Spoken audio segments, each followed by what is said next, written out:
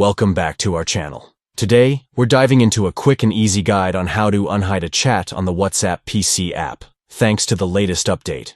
If you've archived a chat and want to get it back, follow these simple steps. First, let's open WhatsApp on your PC. Make sure you're logged in and ready to go. Once you're in, take a look at the left side menu. Here you'll see various options, including your chats, status, and more. The next step is to click on Archived Chats. This is where all your hidden chats live. Now, it's time to find the chat you want to unarchive. Scroll through your archived chats until you locate the conversation you're looking for. It could be a message from a friend, a group chat, or anything you've tucked away for later. Once you've found the chat, right-click on it. A menu will pop up with several options. Here, click on Unarchive Chat. This action will instantly bring the chat back to your main chat list, making it easily accessible again. And that's it.